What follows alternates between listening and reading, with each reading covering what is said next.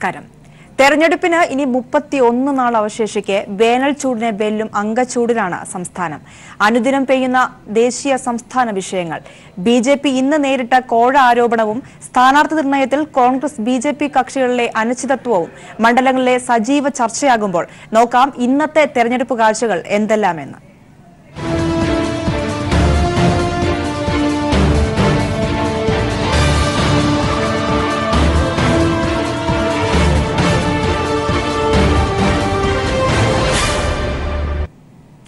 BJP നേതാക്കൾക്കെതിരെ ഹവാല ഇടപാട് വെളിപ്പെടുത്തലുമായി കോൺഗ്രസ് രംഗത്തെത്തിയതാണ് ഇന്നത്തെ പ്രധാന ചർച്ചാ വിഷയം. 1800 കോടി രൂപയോളം വിവിധ നേതാക്കൾക്ക് കൈമാറിയതായി സ്വന്തം കൈപ്പടയിൽ യെദ്യൂരപ്പ കുറിച്ച ഡയറിയിലെ വിവരങ്ങളും പുറത്തു വന്നിരിക്കുകയാണ്. തെരഞ്ഞെടുപ്പിന് ദിവസങ്ങൾ മാത്രം ശേഷിക്കെ ബിജെപിയെ പ്രതിക്കൂട്ടിലാക്കുന്ന ഗുരുതരമായ ഈ ആരോപണത്തിൽ ജനങ്ങളുടെ പ്രതികരണം എന്താണെന്ന് നോക്കാം. കാണാം ജനശബ്ദം.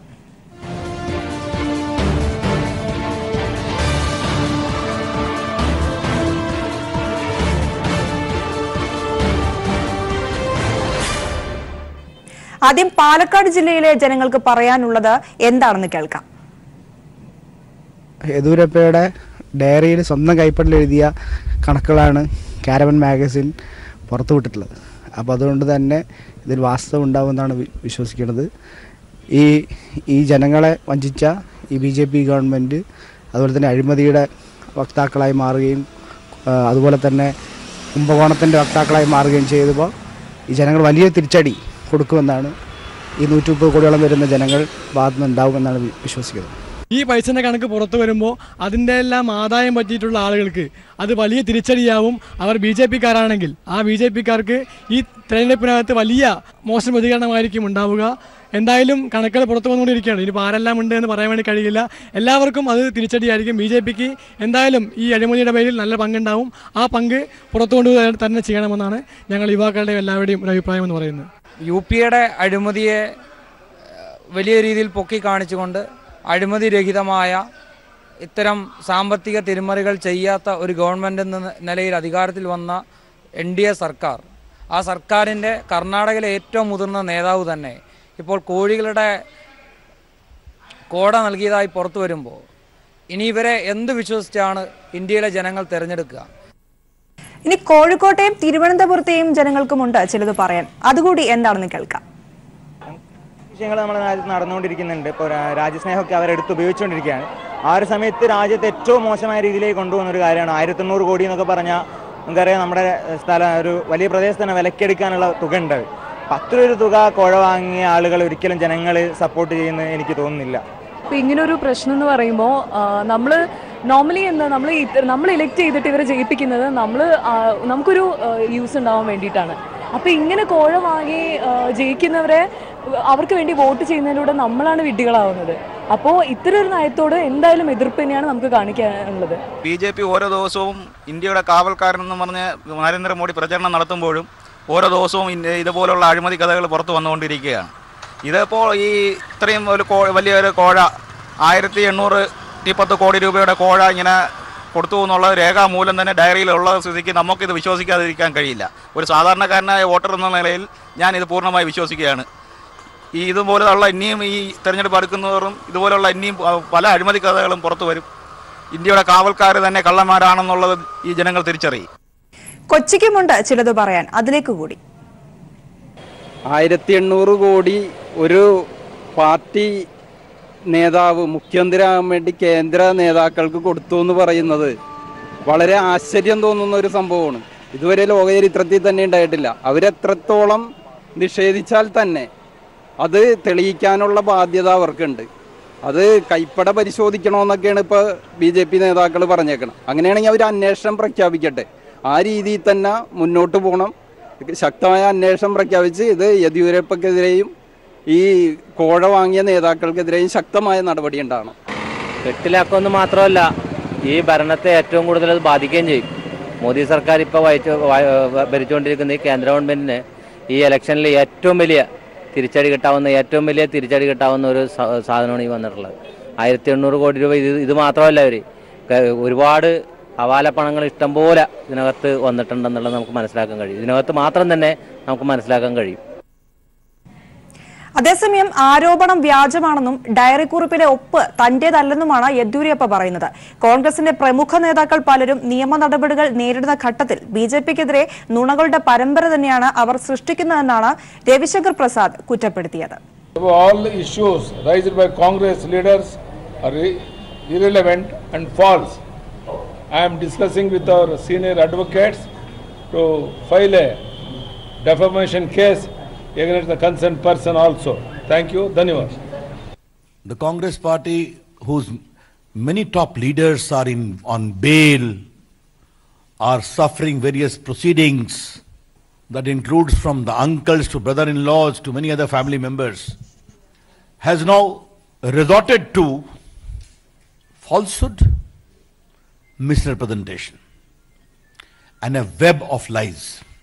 പ്രചാരണ പരിപാടികളുടെ തിരക്കിനിടയിലും ലോക ജലദിനത്തിന്റെ സന്ദേശം ജനങ്ങളിലെത്തിച്ച് എറണാകുളത്തെ LDF സ്ഥാനാർത്ഥി പി രാജീവ്. കളമശ്ശേരി കങ്ങരപ്പടിയിലാണ് പി രാജീവിന്റെ നേതൃത്വത്തിൽ ഒരു കൂട്ടം യുവാക്കൾ കുളം വൃത്തിയാക്കിയത്. ജലസ്രോതസ്സുകൾ സംരക്ഷിക്കാൻ പാർട്ടി ജില്ലാ സെക്രട്ടറി ആയിരിക്കുമ്പോൾ തന്നെ നടപ്പാക്കി വന്ന പദ്ധതിയുടെ വികസന തുടർച്ച ജനങ്ങളിൽ എത്തിക്കുകയാണ് ലക്ഷ്യമെന്ന് പി രാജീവ് പറഞ്ഞു.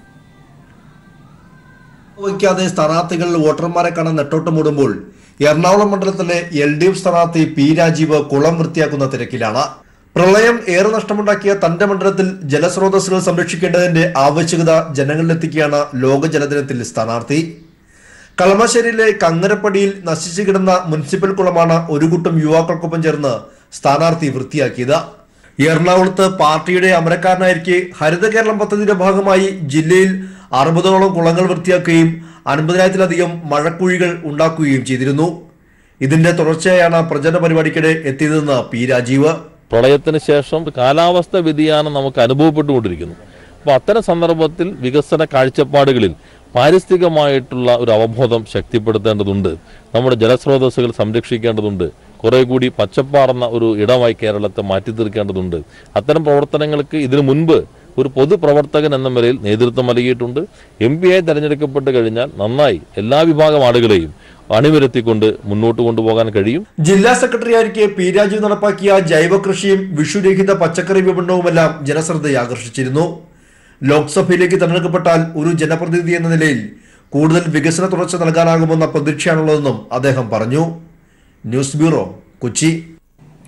വഞ്ചിവീട് മാതൃകയിൽ ഒരു തെരഞ്ഞെടുപ്പ് ഓഫീസ്. കോട്ടയം ജില്ലയിലെ ഐമനം കല്ലുമട പാലത്തിന് സമീപമാണ് ഈ തെരഞ്ഞെടുപ്പ് കാഴ്ച. LDFന്റെ 123-ാം നമ്പർ ബൂത്ത് കമ്മിറ്റിയാണ് വഞ്ചിവീട് ഓഫീസ് നിർമ്മിച്ചത്. കേവലം ഒരു വഞ്ചിവീടല്ലിത്. പ്രളയം ആർത്തിരമ്പിയപ്പോൾ ഐമനത്തുകാർ അനുഭവിച്ചറിഞ്ഞ രക്ഷാപ്രവർത്തനത്തിന്റെ പ്രതീകമാണിത്. അന്ന് ദുരന്തമുഖത്ത് ഇവരുടെ രക്ഷകനായെത്തിയ CPIM നേതാവ് VN വാസവൻ ഇന്ന് ഇടതുമുന്നണി സ്ഥാനാർത്ഥിയായി എത്തുമ്പോഴുള്ള ജനങ്ങളുടെ ഐക്യദാർഢ്യമാണ് ഈ തെരഞ്ഞെടുപ്പ് പ്രചാരണ ഓഫീസിൽ പ്രതിഫലിക്കുന്നത്.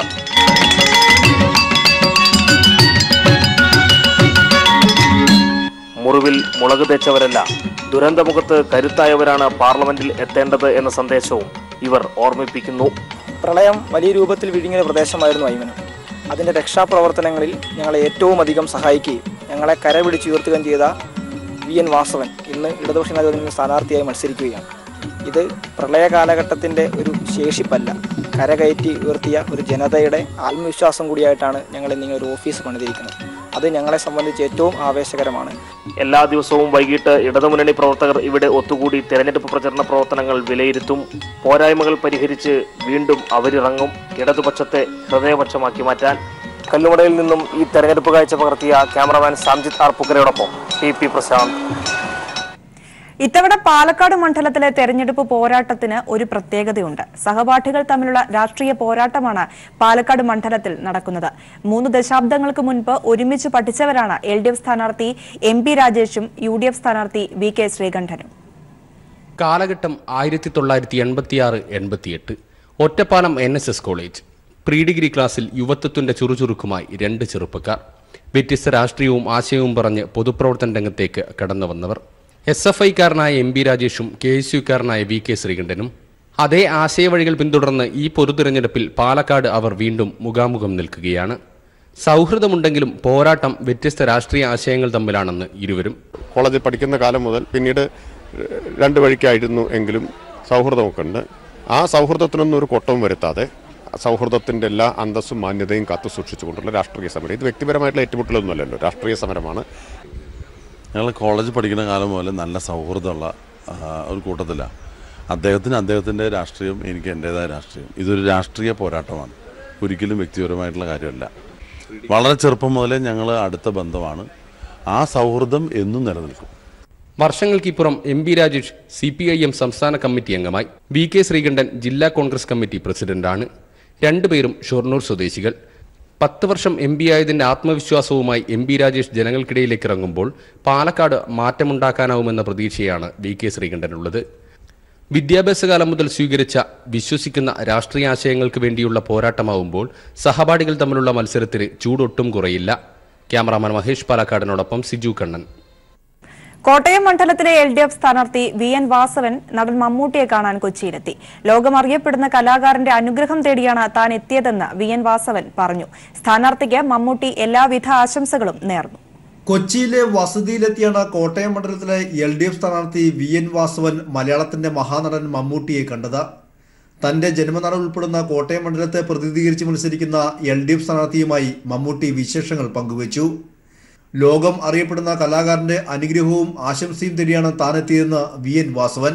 അദ്ദേഹം കോട്ടയം പാർലമെന്റ് നിയോജകമണ്ഡലത്തിലെ വോട്ടറായിട്ടാണ് അദ്ദേഹത്തിന്റെ തുടക്കം. അദ്ദേഹത്തിന്റെ ജന്മനാടും എല്ലാം കോട്ടയം പാർലമെന്റ് നിയോജകമണ്ഡലത്തിലെ വൈക്കം അസംബ്ലി മണ്ഡലത്തിലെ ചെമ്പ് പഞ്ചായത്തിലാണ്. ഞങ്ങൾ നാട്ടുകാരെന്ന രൂപത്തിൽ മറ്റൊരു ബന്ധം. മറ്റൊന്ന്, ലോകം അറിയപ്പെടുന്ന അനുഗ്രഹീതനായ ഒരു കലാകാരൻ്റെ ഒരു സാമീപ്യവും അനുഗ്രഹവും ഞാൻ മനസ്സുകൊണ്ട് ധന്യനാണ്. അത് പ്രവർത്തന രംഗത്ത് ഒരു ഇന്ധനമായി തന്നെ മാറിത്തീരുന്ന കാര്യത്തിൽ സംശയമില്ല. എല്ലാ രാഷ്ട്രീയ നേതാക്കളുമായി തനിക്ക് നല്ല സൗഹൃദമാണുള്ളതെന്ന് പറഞ്ഞ മമ്മൂട്ടി VN വാസവന് എല്ലാവിധ ആശംസകളും നേർന്നു.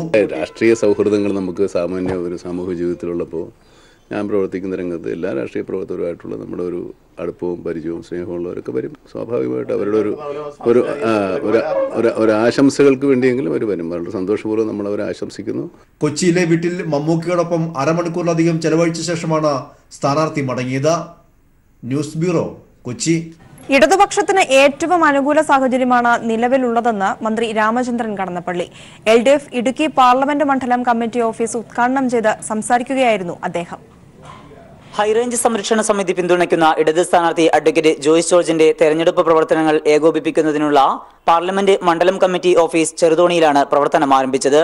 വൈദ്യുതി വകുപ്പ് മന്ത്രി M എം മണി അധ്യക്ഷത വഹിച്ച ചടങ്ങിൽ തുറമുഖ വകുപ്പ് മന്ത്രി രാമചന്ദ്രൻ കടന്നപ്പള്ളി ഓഫീസ് ഉദ്ഘാടനം ചെയ്തു. ആവേശകരമായ മാറ്റമാണ്.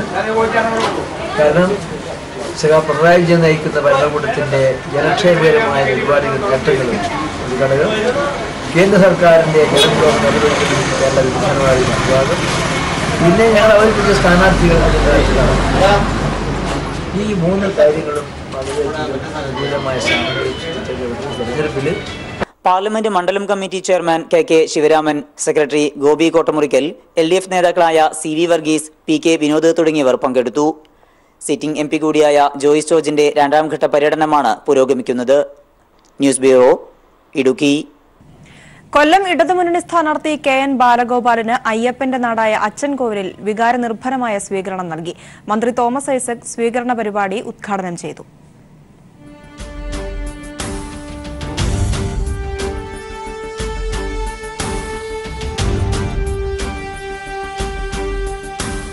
ബാലഗോപാൽ ഇടതുമുന്നണി സ്ഥാനാർത്ഥിയാണെന്ന് അറിഞ്ഞപ്പോൾ മുതൽ തുടങ്ങിയതാണ് രക്തഹാരം അണിയിക്കാനുള്ള ഈ കാത്തിരിപ്പ്. CATU തൊഴിലാളിയായ സതീഷിന്റെ മകൻ അക്കുവാണ് ആ കമ്മ്യൂണിസ്റ്റുകാരൻ. പ്രചാരണത്തിന്റെ 2ാം ഘട്ടത്തിന്റെ സ്വീകരണ പരിപാടിക്കായി അച്ചൻകോവിലിൽ എത്തിയപ്പോഴായിരുന്നു ആത്മാർത്ഥമായ ഈ അംഗീകാരം കണ്ടത്. തുടർന്ന് സ്ഥാനാർത്ഥിയെ ഇടതുപ്രവർത്തകരും നാട്ടുകാരും സ്വീകരിച്ചു. മന്ത്രി തോമസ് ഐസക് സ്വീകരണ പരിപാടി ഉദ്ഘാടനം ചെയ്തു. ഇങ്ങനെ കേരളത്തിൽ ചെയ്യണമുള്ള കാര്യങ്ങളൊക്കെ ഇന്ത്യയിലും ചെയ്യണമെന്ന് പറയുന്ന ഒരു സർക്കാർ, അത് പറയാൻ വേണ്ടി ബാലഗോപാൽ ഇവിടെ ജയിച്ചു. ഇതാ ഞങ്ങൾ പറയുന്നത്. തികഞ്ഞ പരിസ്ഥിതി സംരക്ഷകൻ കൂടിയായ KN ബാലഗോപാൽ പശ്ചിമഘട്ടത്തിന്റെ കൂടി അനുഗ്രഹം ഏറ്റുവാങ്ങാനാണ് മലകൾ കയറി അച്ചൻകോവിലിൽ എത്തിയത്. രാജ്കുമാർ, ന്യൂസ് ബ്യൂറോ, കൊല്ലം. ജനഹൃദയങ്ങൾ കീഴടക്കി വടകരയിലെ LDF സ്ഥാനാർത്ഥി P ജയരാജൻ. ചുട്ടുപൊള്ളുന്ന വെയിലിലും 100 കണക്കിന് പേരാണ് പ്രിയ സ്ഥാനാർത്ഥിയെ സ്വീകരിക്കാൻ എത്തുന്നത്.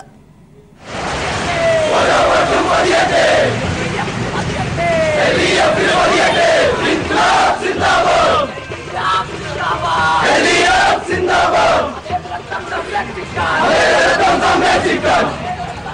നാട്ടിൻപുറങ്ങളിൽ കൊച്ചുകുട്ടികൾ മുതൽ പ്രായമായവർ വരെ, തൊഴിലിടങ്ങളിൽ സ്ത്രീകൾ ഉൾപ്പെടെയുള്ള തൊഴിലാളികൾ, കലാലയങ്ങളിൽ വിദ്യാർത്ഥികളും അധ്യാപകരും. പി ജയരാജന്റെ പര്യടന വഴികളെല്ലാം ആവേശത്തിമിർപ്പിലാണ്. മുദ്രാവാക്യം വിളിച്ചും പടക്കം പൊട്ടിച്ചും വാദ്യഘോഷങ്ങൾ മുഴക്കിയുമാണ് പ്രിയ സ്ഥാനാർത്ഥിയെ വരവേൽക്കുന്നത്. കോൺഗ്രസ്, ലീഗ്, BJP അവിശുദ്ധ സഖ്യത്തെ വടകരയിൽ ജനങ്ങൾ പരാജയപ്പെടുത്തുമെന്ന് പി ജയരാജൻ പറഞ്ഞു. വടകര മണ്ഡലത്തിന് ഒരു പഴയ ചരിത്രമുണ്ട് എന്ന് ഈ കോലീബി സഖ്യക്കാർ മനസ്സിലാക്കണം. ഇടതുപക്ഷത്തെ തോൽപ്പിക്കാൻ അവിശുദ്ധ സഖ്യമുണ്ടായപ്പോൾ ദയനീയമായിട്ടുള്ള പരാജയമാണ് അന്ന് ഏറ്റുവാങ്ങേണ്ടി വന്നത്. ആ ചരിത്രം ഇവിടെ പുതിയ രൂപത്തിൽ ആവർത്തിക്കാൻ വേണ്ടി പോവുകയാണ്. പി ജയരാജന്റെ രണ്ടാം ഘട്ട മണ്ഡല പര്യടനം പൂർത്തിയായി. നാളെ മുതൽ പഞ്ചായത്ത് തല പര്യടനം ആരംഭിക്കും. വടകരയിൽ നിന്നും PV കുട്ടൻ. ഇതോടെ ഇന്നത്തെ തെരഞ്ഞെടുപ്പ് കാഴ്ചകൾ അവസാനിക്കുകയാണ്. ഇനി ന്യൂസ് ആൻഡ് വ്യൂസിൽ ഡോക്ടർ ലാൽ ചേരും.